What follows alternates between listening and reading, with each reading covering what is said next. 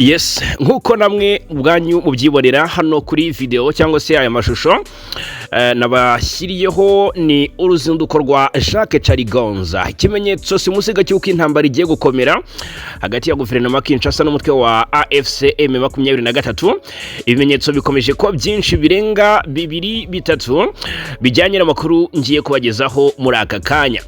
Nyuma yuko byari byavuzwe ko guverinoma Kinshasa ishaka gukaza intambara ariko yifashishije indege cyangwa se yifashishije mu by'ukuri imbaraga z'ikirere, birumvikana akaba ari nayo mpamvu hakomeje kugurwa ama drone menshi atagira ingano, ari no kwifashishwa cyane mu kugaba ibitero ku bice bituwe n'abaturage bigenzurwa na M23, yaba muri Kivu y'Amajyepfo yaba muri Kivu y'Amajyaruguru. Twabwiye uburyo muri teritwari ya Karehe ibintu byakomeje gukomera cyane, drone zikomeje kurasa, dore ko ku munsi w'ejo witwa Colonel Nsabimana yongeye guhushwa. Uyu numwe mu bakomeye cyane muri AFC M23, ariko noneho guverinoma Kinshasa ikikiza imbere noneho ni ugutera M23 mu birindiro byose iherereyemo hakoreshejwe indege.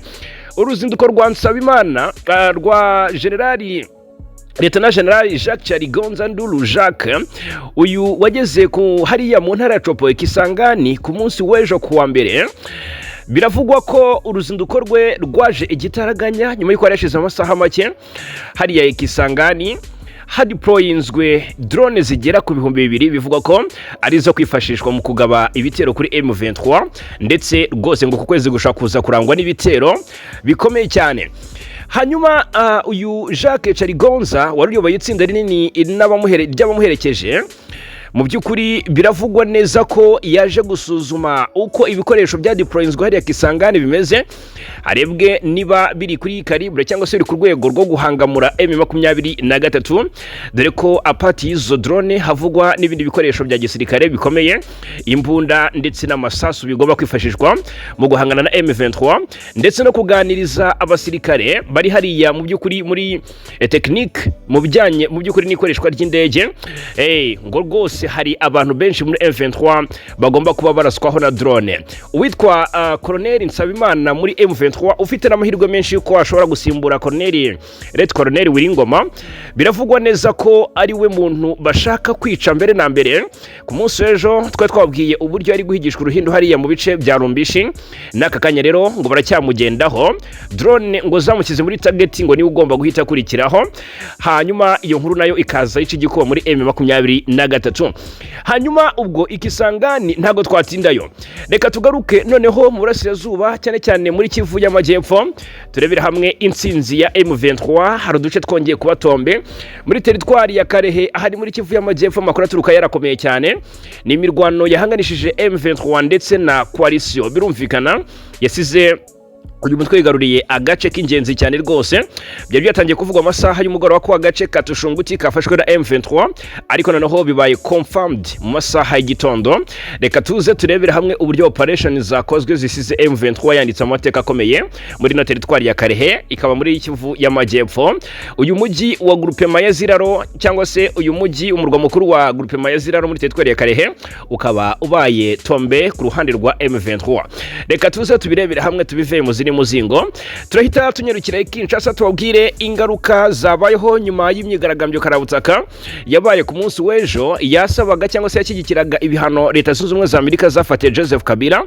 Ni imyigaragambyo yasize rwose yangije byinshi, bikavugwa ko kandi mu buryo Kinshasa iri gusaba Trump gushyiriraho Kabila impapuro zo kumuta muri yombi ari uburyo bundi bufite umugambi ubwihishe inyuma. Turaje tubikomozeho. Hanyuma turarebera hamwe ibibaye ku ndege Republika Demokarasi ya Kongo mu gihugu cya Portugal. Bavandimwe, ibintu birakomeye cyane. Biravugwa ko indege ya guverinoma Kinshasa yafatiriwe cyangwa se yafashwe bugwate. Iyi ni inkuru nje nkababwira nkayinjiramo nkayivimuzi ni muzingo 5/5. Muri inkuru kandi ndababwira ubutumwa bukomeye cyane bwihutirwa bugenewe igihugu cy'u Burundi. murabizi neza ko Burundi buri mu mugambi wo gutera u Rwanda bufatanyije n'ibihugu bitandukanye birimo Tanzania, Afrika y'Epfo, Angola, Congo ndetse n'utwa FDLR, dore ngo ko Ububirigi ari bwo buheda inzu y'umugambi barashaka ko FDLR ngo ifaturwa ubutegetsi. Ikiri kuvugwa nuko inzira bazacamo zigomba kuba zifungwa, hanyuma ariko u Rwanda rukaba rufite undi warutabara. Reka turebera hamwe ibitangazwa muri iyi nkuru gatanu ku kandi. Reka mbahe ikaze mbibutsa ko binoroshye cyane gukomeza kubana natwe hano kuri Ibakwe Media TV, ni subscribe cyangwa sabone, ubundi bindi nshuti bavandimwe nta kindi musabwa uretse kubiduharira. Reka rero mu by'ukuri nanzike ntatinze, ntago gishaka kubatindira mu mayira. Reka mpere kuri iyi nkuru iri guturuka muri Kivu y'Amajyepfo, inkuru ivuga uburyo M23 ikomeje kwandika amateka akomeye cyane ku mirongo y'urugamba muri biriya bice bya Kivu y'Amajyepfo. M23 ku munsi w'ejo twabigarutseho ko muri teritwari ya Karehe muri biriya bice hari amakuru akomeye cyane ari kuvuga ko hari imirwano ikomeye iri gusakiranya impande zombi. Iyi Tushunguti intangiro zawe za Mata zari zatangiranye no kubatombe kwa cyangwa se Tushunguti yari yafashwe, M23 yayifashe yirukanye coalition ndetse yishe n'abatagira ingano birangira. Mu by'ukuri nyuma y'iminsi mike FARDC yisubije uyu mujyi. Mutese bwana Fagi Kayinamura biterwa n'iki kuki M23 muri Karehe biri kuyigora cyane gafata duce ikadusohokamo? Nkabwira nti iyi ishobora kuba ari reprise strategique. Mutese byagenze bite? Aka kanya amakuru aravuga ko M23 yongeye gufata Tushunguti nyuma y'imirwano yamaze iminsi ibiri yohanganye na coalition. Birumvikana ko imirwano yamaze iminsi ibiri n'imirwano ishobora kuba yasize igikuba cyangwa se hari abapfuye ku mpande zombi. Birumvikana nubwo nta makuru y'amayiti cyangwa se abaguye ku rugamba nigeze nakira, ni imirwano yari ikomeye cyane. Rero uyu mujyi wa Tushunguti ni nk'ikicaro cya groupe Mayaziraro, ni muri teritwari ya Karehe nyine.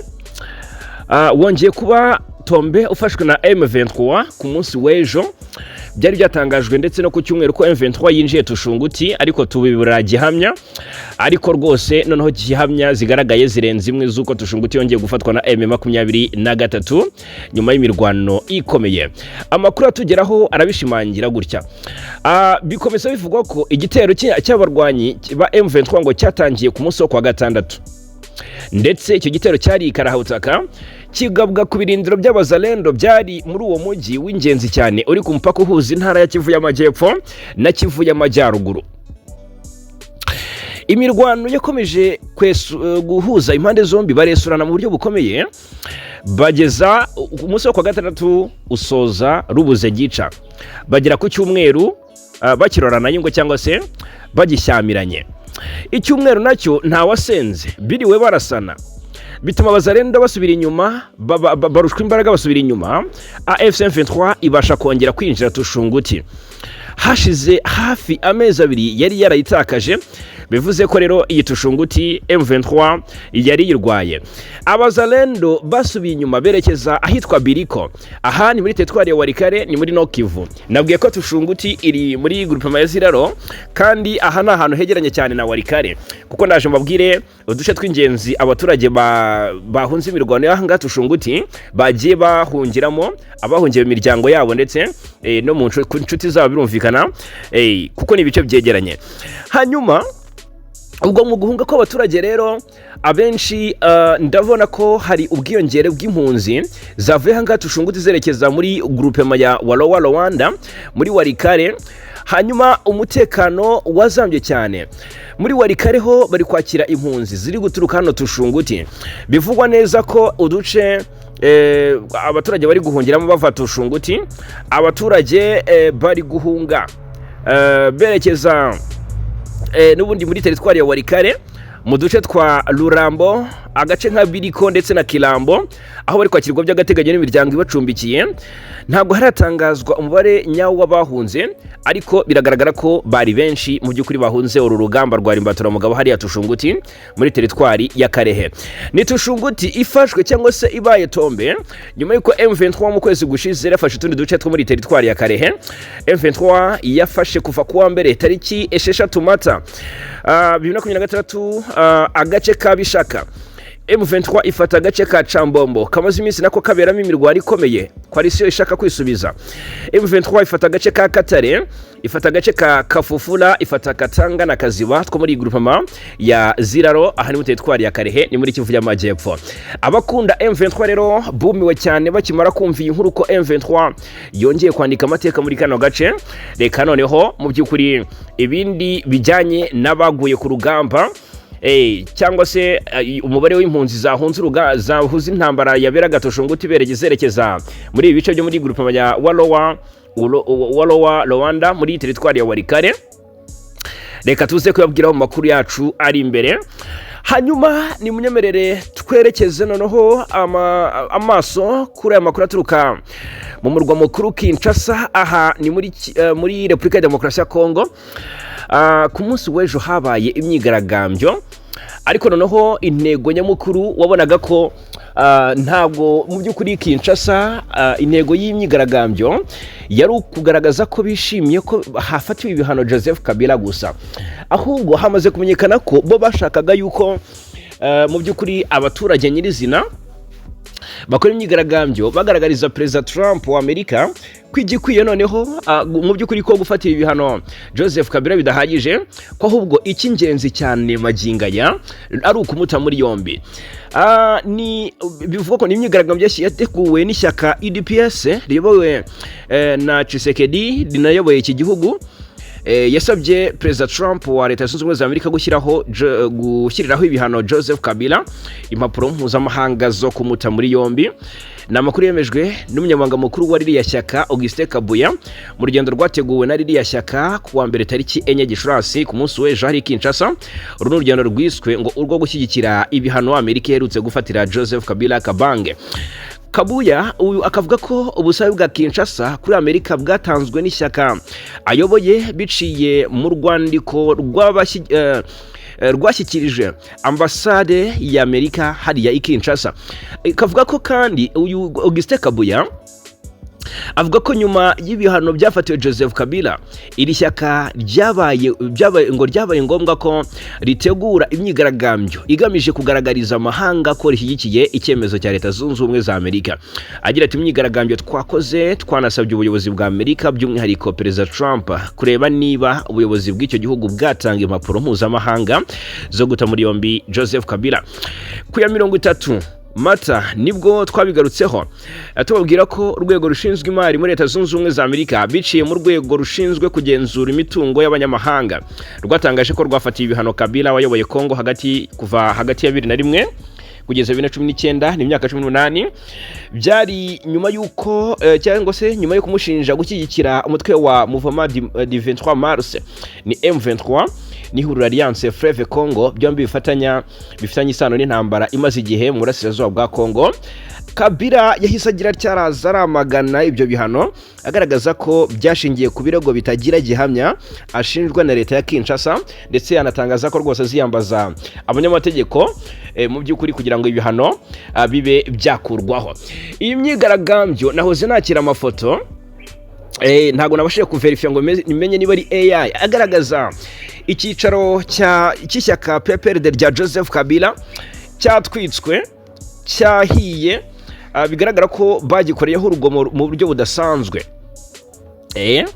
Turaza kongera tubirebere hamwe rero mu makuru yacu ari imbere nabyo tuze kuba tubibabwiraho, ariko biragaragara ko ari ibintu mu by'ukuri ubona ko biteye ubwoba cyane. Hanyuma ibyabaye ku ndege nk'uko natangiye mbabwira ya guverinoma ya Kinshasa, tugiye kujya tubagezaho amakuru mu by'ukuri ingingo nke ariko zikomeye cyane. Biragaragara ko byamaze kugaragara ko harimo izina ry'uwahoze ari minisitiri w'intebe wungirije akaba na minisitiri w'ingabo, kuri ubu uri mu bikorwa ni minisitiri w'ibikorwa bya leta w'ibikorwa remezo niba nibuka neza, ari we Jean Pierre Bemba. Bigaragara ko ni indege ya Repubulika ya Demokarasi ya Kongo, ariko bivugwa ko ni y'umunyepolitike ari we Jean Pierre Bemba. Biravuga ko ngo iyi ndege imaze imyaka 19 iparitse ku mugabane w'Uburayi, ndetse iyi ngo byarangiye ifatiriwe. Ni indege yo mu bwoko bwa Boeing ya Jean Pierre Bemba usanzwe ari minisitiri w'intebe wungirije n'ubwikorezi muri guverinoma ya Repubulika Demokarasi ya Kongo yafatiriwe muri Portugal nyuma yo kumara imyaka 19 iparitse ku kibuga cy'indege cya Faro, akanahabwa iminsi 60 ngo ayihakure abanje kwishyura miliyoni y'amayero ntabikore. Iyi ndege yo mu bwoko bwa Boeing 727-100 yari imaze imyaka 19 iparitse ku kibuga cy'indege cya Faro ni mu gihugu cya Portugal, aho yatangiye gutorera ingese. Radio mpuzamahanga y'Abafaransa RFI iravuga ko ubuyobozi bushinzwe iby'indege muri Portugal bwari bwagasabye uyu Jean Pierre Bemba Gombo kujya gufata iriya ndege ye kugira ngo mu by'ukuri ayihakure mu gihe kitarenze iminsi 60, ndetse mu by'ukuri agasabwa no kwishyura amafaranga ya parking yari imaze igihe iparitse, aho yagombaga kwishyura akaba miliyoni 1 y'amayero.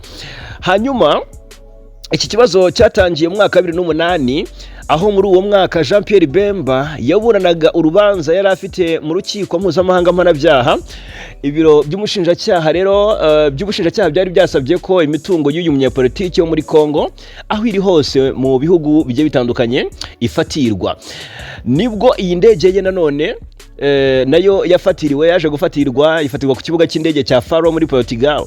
Iyi ndege rero ngo yaje kumara igihe kinini iparitse kuri iki kibuga cy'indege, bifatwa nko guteza icyugaze ndetse no kubangamira ibikorwa muri Portugal nk'uko biteganywa n'itegeko rishya ryaje gushyirwaho n'ubutegetsi bushya ku bijyanye n'indege zatawe na benezo ku bibuga by'indege.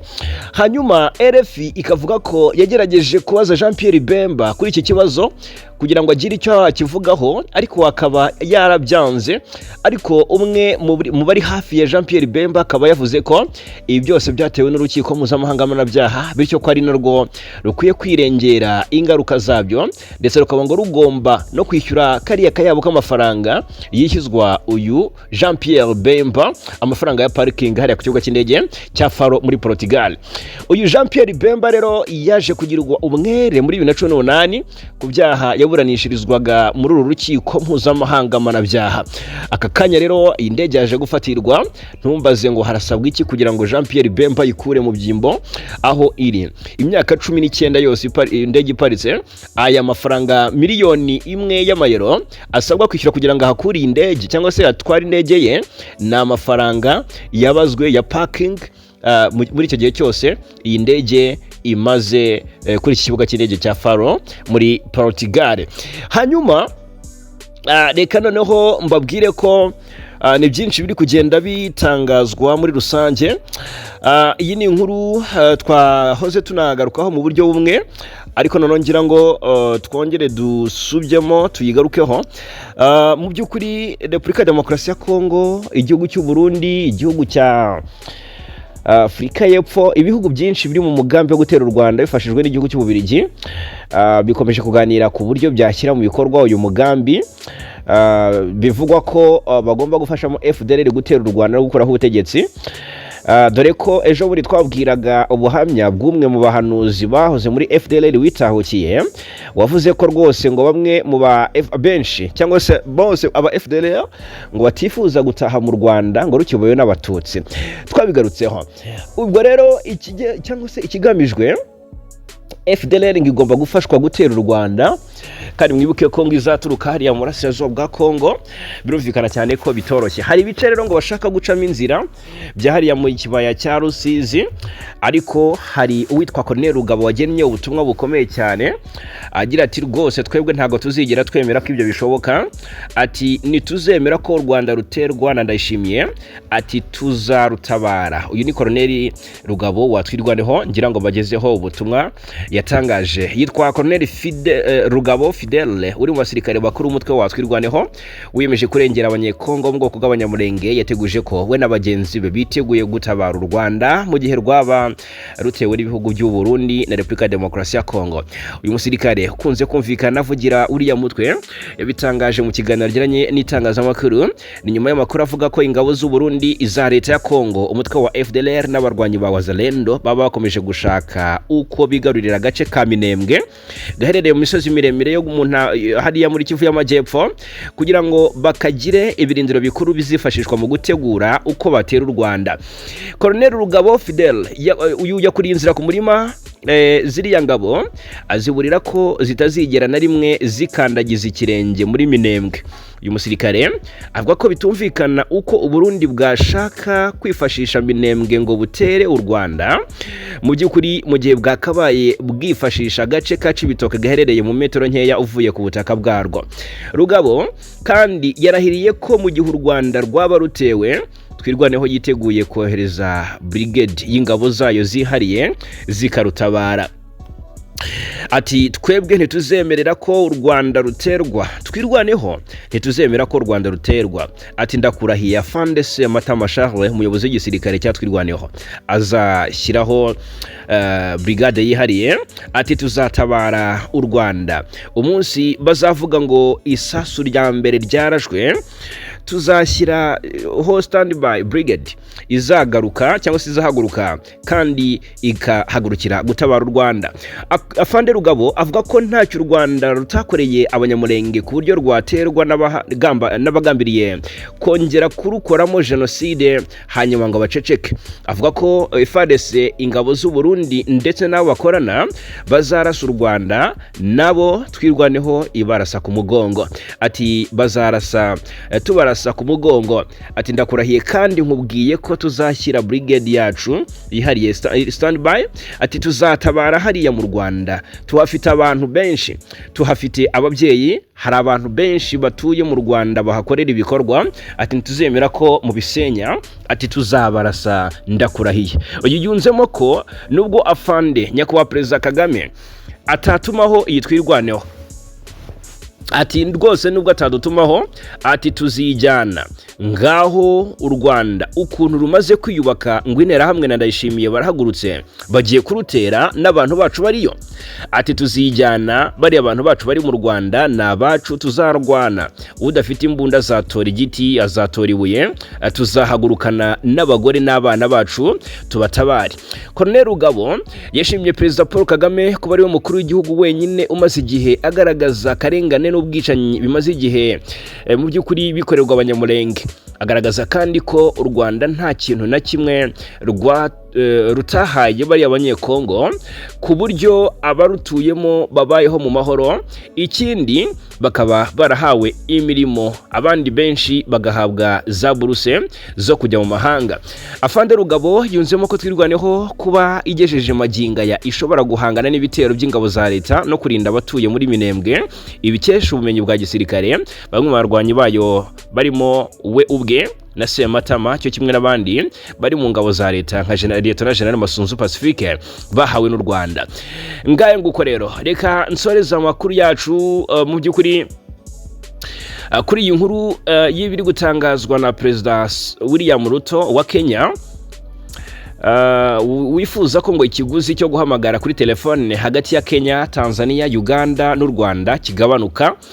Perezida William Ruto yongeye gusaba ko ibihugu byo muri Afurika y'Uburasirazuba byashyira imbaraga mu gushyira mu bikorwa byuzuye igitekerezo cya One Network Area cyangwa se ONA kigamije kugabanya ibiciro by'itumanaho hagati y'ibihugu ndetse no kunoza ihuzanzira mu karere. Yabisabye ku munsi w'ejo tariki enye Gicurasi mu nama y'ubucuruzi yahuje Kenya na Tanzania yabereye mu kigo mpuzamahanga cy'inama cyitiriwe Julius Nyerere i Dar es Salaam muri Tanzania. Ruto yashimangiye ko hakenewe guhuza burundu imikorere y'imiyoboro ya telefone zigendanwa mu karere kugira ngo ikiguzi cyo guhamagara kigabanuke. Ati niteguye kugirana ibiganiro byimbitse ku buryo twashyira mu bikorwa burundu igitekerezo cya One Network Area. Yavuze ko hari aho intambwe nk'iriya yamaze guterwa ku buryo guhamagara hagati y'ibihugu mu by'ukuri ku buryo guhamagara uyu munsi hagati y'ibihugu bimwe bifatwa nkaho ari uguhamagara imbere mu gihugu.